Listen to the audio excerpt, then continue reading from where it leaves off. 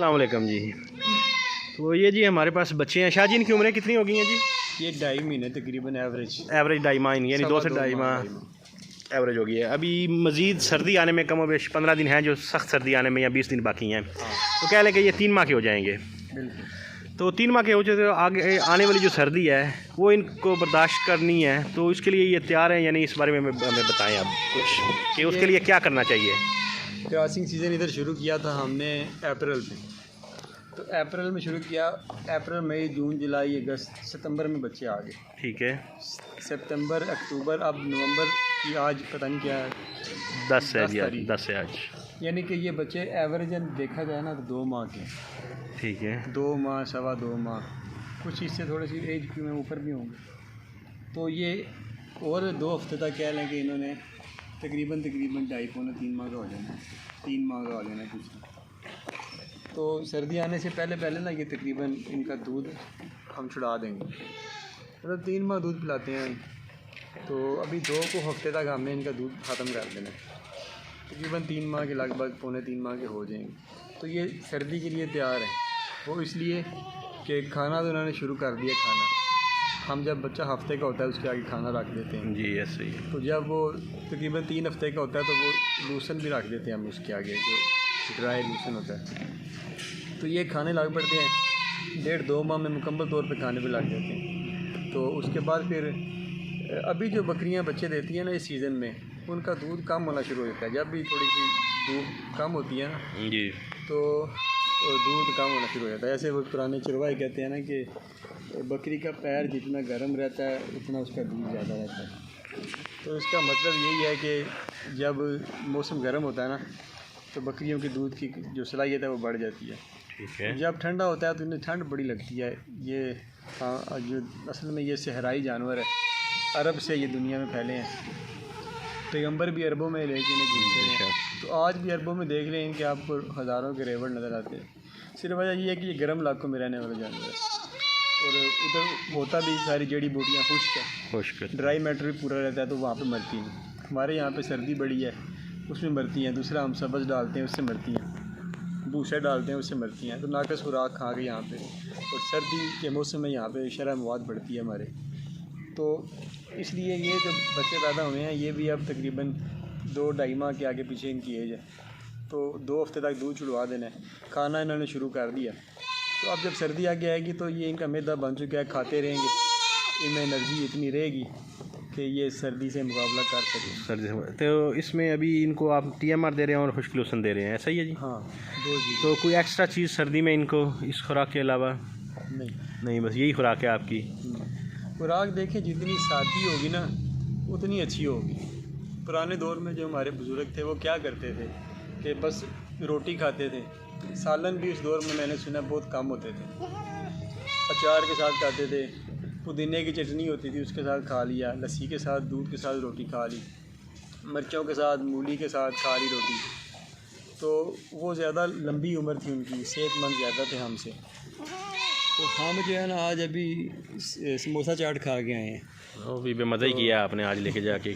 तो हमारी ज़िंदगियाँ बड़ी कम हो चुकी हैं। पाकिस्तान में एवरेज लाइफ 60-62 साल तक चली गई है, ऐसे ही। जबकि जापान में देख लें कई मुल्कों में आज भी एवरेज लाइफ 80 साल 90 साल इतनी है। उनकी खुराक बड़ी अच्छी है।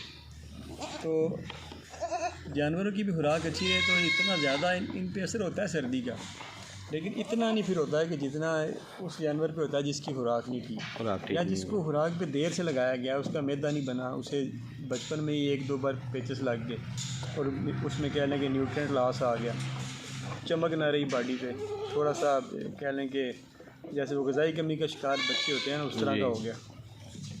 तो वो केस फिर सर्दियों में ख़तरनाक होते हैं, ऐसे बच्चे मरते हैं। जो बच्चों को जिन बच्चों को आप पेचर से बचा लेते हैं और मतलब छोटी उम्र में आप उन्हें ठोस ग़िज़ा पे लगा देते हैं, और ठोस ग़िज़ा पे कोई रीज़नेबल खुराक हो, ये ना हो वही भूसे डाले हों, ये सारी चीज़ें पाकिस्तान में इस तरह की बड़ी उल्टी सीधी प्रैक्टिस चलती हैं। इसलिए हमारे मुल्क में फार्मिंग नहीं है इस चीज़ की। तो जब फार्मिंग होती है तो खुराक की अहमियत भी फिर ही सामने आती है। असल में हमारे यहाँ पर इत्फाक ही नहीं है इस बकरी की खुराक के ऊपर। पाकिस्तान में कोई ऐसा इदारा ही नहीं है कि जो सब बंदे इत्फाक करके ये एक खुराक है बकरी की। अब देखिए मछली की फार्मिंग शुरू हुई जी। अब मछली की फीड बनती है लाखों बैग, ठीक है, उसमें फैट, प्रोटीन, कार्बोहाइड्रेट्स, सारी चीज़ें ये उसमें काउंट की जाती हैं। उसकी बुनियाद पे उसके रेट की कीमत का तयन होता है, रेट का, फीड का। अब गाय भैंस की खुराक है, उसमें भी आप देख लेंगे कि जो उसकी न्यूट्रिशन वैल्यूज़ होती हैं ऊपर लिखी होती हैं, उस बेस पे वनडे की कीमत का तयन होता है जी। अब मसला ये है कि इसकी इंडस्ट्री नहीं, हम इनसे वही आज मतलब कि दूर दराज इलाकों से, सिंध से, जनूबी पंजाब से, देहाती इलाकों से जो जानवर आते हैं उनमें बकरियां, बकरे सेहतमंद, बीमार सारे होते हैं, वो सारे मिक्स करके कसाई वो बेच देते हैं ज़िबा करके। दूध का यहाँ पे पाकिस्तान में किस पे काम शुरू नहीं हुआ, तो इसलिए इनकी खुराक पे भी किसी ने नहीं कभी सोचा। दूध का काम शुरू हो, फिर बंदा देखेगा 100 जानवरों से मैं अगर 300 लीटर ले रहा हूँ तो ये खुराक डालूंगा तो इससे 350 लीटर आ रहा है, उसमें वो खुराक भी महंगी होगी लेकिन उससे अफादियत बढ़ेगी। तो सिर्फ और सिर्फ पाकिस्तान में इनकी खुराक इसलिए नहीं इस पे काम हो सका कि हमने इसको इंडस्ट्री के तौर पे देखा ही नहीं है, सिर्फ गोश्त के तौर पे देखा। हमारी तो वो हालत है ना कि जैसे वो बतख, सोने के अंडे देने वाली बतख, तो वो शेख साहब जो थे वो बतख को ही खा गए। हाँ, एक ही बार जान तो असल में इनके अंदर जो दूध है ना, ये सोने के अंडे की तरह। हम अगर दुनिया इसके दूध को देखती है, हम इसको गोश्त को देखते हैं, हम इसके दूध को देखेंगे, इसको इस्तेमाल में लाएंगे, बड़ा ज़बरदस्त कहने के एक्सपोर्ट पोटेंशियल है इसमें, करोड़ों अरबों डॉलर का पोटेंशियल है। अगर हम इसके दूध को प्रोसेस करके एक्सपोर्ट पे लेके जाते हैं, बड़ी महंगी इसकी चीज़ें प्रोडक्ट बिकती हैं, तो उस तरफ हमें आना चाहिए क्योंकि मुल्क को भी हमारे एक्सपोर्ट की ज़रूरत है, डॉलर चाहिए, ज़र मुबादला चाहिए हमें। तो ये तो एक अलग मौजू छिड़ गया है और बड़ा लंबा मौजू है ये एक जो आपने छेड़ दिया है, इसको समझने के लिए अभी बड़ा टाइम लगेगा हमारी आवाम को। ऐसे ही तो बाकी अभी हम तो शौक़ से निकलेंगे तो फिर ये उसके आगे की बातें हैं, अभी तक तो शौक़ में ही चल रहा है सब कुछ। बहरहाल आस्ता आस्ता काम बन ही जाते हैं जी, ट्रेंड बन जाते हैं लोगों में।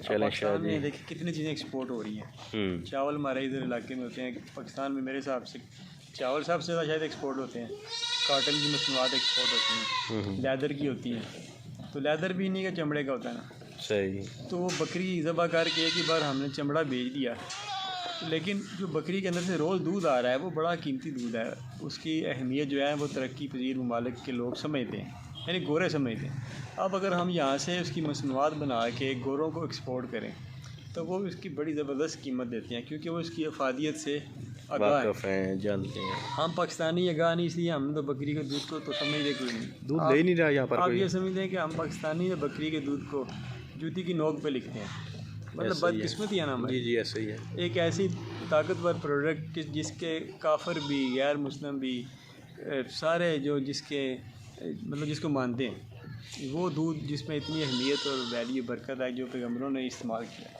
जो आज भी हमारे हकीम और डॉक्टर सजेस्ट करते हैं कि ये बच्चों को, मरीज़ों को पिलाएं।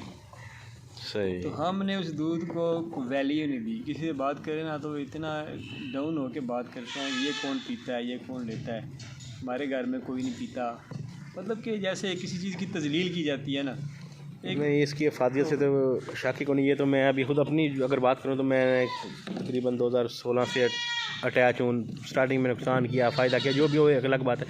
दूध कम से कम मैं पी रहा हूँ इसका और माशाल्लाह सेहत पे बड़ा अच्छा फ़र्क है, इसमें कोई शक नहीं है कि बड़ी अच्छी चीज़ है इसका दूध। लेकिन मिर्ज़ा साहब बात पता है क्या है, हम पाकिस्तानी जो है ना, ये 20,000 की जूती ले लेंगे लेकिन अपने खाने पे पैसे नहीं लगाएंगे। खाने की बारी हम शेख चिली बन जाते हैं और जूतियाँ लेने की बारी हम हातम ताई बन जाते हैं। मतलब कि हमें इन चीज़ों की अहमियत का अंदाज़ा होना चाहिए। एक तो हमारे मुल्क में देखें कि जो डस्ट पोल्यूशन, एयर पोल्यूशन कितनी है, हर तरफ बाहर जाएँ रोडों में डस्ट उड़ रही है, धुआँ उड़ रहा है, उधर से हम वो धुआँ डस्ट खा के घर आते हैं, ऊपर से वो दूधी का पानी वाला दूध पीते हैं, उसमें हो सकता है सरफ भी उसने डाला हो फिर नाकस मसाले, मिर्चें वो खाते हैं, नाकस कुकिंग ऑयल इस्तेमाल करते हैं।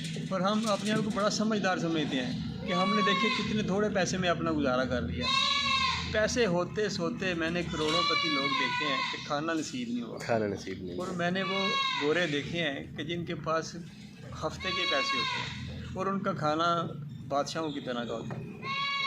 मतलब कि पता नहीं हमारी कौम की मेंटालिटी क्या बन गई है कि हमने खाना अपने पे नहीं लगाना, खाने पे नहीं लगाना, दिखावे पे लगाना। तो प्रॉपर्टियाँ खरीद लेंगे, प्लाजे बना लेंगे, बैंक में पैसे पड़े होंगे, कपड़ा जूती अपना ठीक कर लेंगे, लेकिन जब भी बात आएगी ना अच्छा खाने पीने की, उधर आके ठुस हो जाएंगे ऐसा ही है। तो इसलिए बात फिर कहाँ से कहाँ चली गई, बात हो रही थी बच्चों की कि बच्चे ये पैदा हो गए हैं आज से 2 माह पहले, अब ये 2 सवा 2 माह के हो गए हैं, 2 हफ्ते तक ये 3 पौने 3 माह के हो जाएंगे, दूध छुड़वा देंगे, फिर उसके बाद ये खाते पीते रहेंगे, उम्मीद है कि सर्दियाँ निकाल जाएंगे ना।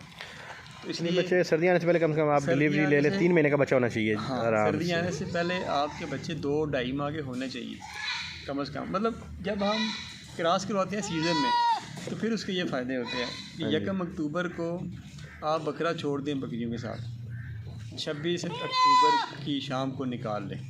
उसमें बकरियाँ 2 बार हीट पे आती हैं, अगर रिपीट भी हुई तो दोबारा क्रॉस हो जाएगी। 26 दिन बकरा साथ रखें। इसके बाद आप अप्रैल को 1 अप्रैल को बकरा छोड़ दें और इसी तरह 26 अप्रैल को निकाल लें। उससे इजाफी रखने का कोई फ़ायदा नहीं है। तो फिर जो आगे बच्चे पैदा होंगे ना, वो मौसम के लिहाज से बड़े अच्छे सीजन में पैदा होंगे। एडजस्ट कर जाएंगे मौसम के साथ। चले शाह जी, शुक्रिया जी बहुत बहुत आपका।